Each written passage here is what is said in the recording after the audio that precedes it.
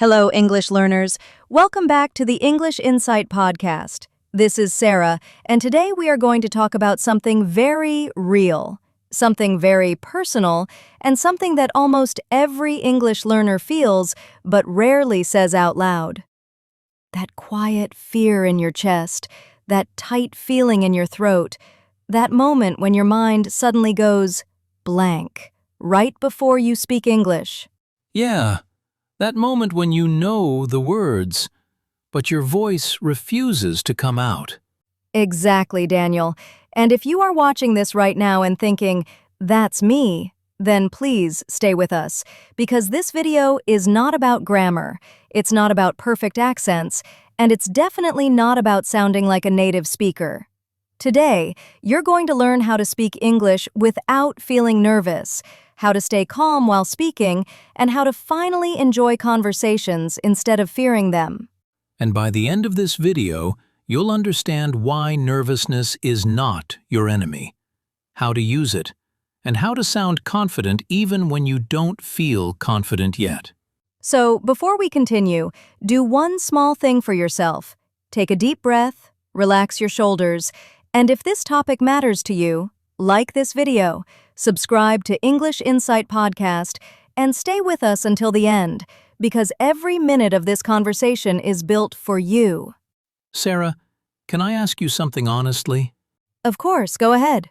Why do so many English learners feel nervous even when they know the answer, even when the sentence is simple? That's a great question, and here is the truth. Nervousness doesn't come from English. It comes from fear of judgment. People are not afraid of speaking English. They are afraid of sounding stupid, making mistakes, or being laughed at. And ironically, that fear is what actually makes them sound less confident. Exactly. And this is where most learners make a big mistake. They try to eliminate nervousness completely. But listen carefully. Nervousness is normal. Even native speakers feel nervous sometimes before presentations, interviews, or important conversations. Yes, confidence is not the absence of fear. Confidence is the decision to speak despite fear. So what should learners do in the exact moment when their heart starts racing? First, slow down your speech, not your thoughts, just your speech. Speak slower than you think you should, because slow speech sounds confident, even when you are nervous. Fast speech sounds like panic. Slow speech sounds like control. That's powerful, and it's so simple. Second, stop aiming for perfect sentences. Perfect English is not real English. Real English is clear, simple, and human. So, instead of complex grammar, use short, clear sentences. Exactly. Clarity beats complexity every time. What about the fear of silence? That moment when you stop and don't know what to say next. Silence is not your enemy either. A short pause makes you sound thoughtful, not stupid. You can pause, breathe, and continue. So pauses are part of natural conversation. Yes, and this is very important. Listeners do not notice your mistakes as much as you do. They care about your message, not your grammar. I feel like many learners wait until they feel ready to speak. And that day never comes. You don't become confident and then speak. You speak, and then confidence grows. Confidence is a result, not a requirement. Exactly. If you're listening right now and thinking, I want to speak, but I'm scared, that means you are already on the right path. Fear means you care, and caring means progress. And we're just getting started. Yes, because next, we're going to talk about practical habits you can use daily, how to train your brain to feel safe while speaking English, and how to turn nervous energy into confident energy. Stay with us, take another deep breath, and let's keep going together. I said earlier that confidence comes after speaking, not before.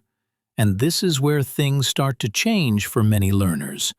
Because now we move from understanding to action. Yes, And this part is very important, so please listen gently, not with pressure, not with fear. Just listen like two friends talking. Daniel, let me ask you something simple. When you practice English, where do you usually practice? Honestly, mostly in my head. See, that's what most people do. But your brain learns confidence only when your voice is involved. Thinking is not speaking. So what should learners do instead? Start speaking English in low-pressure moments.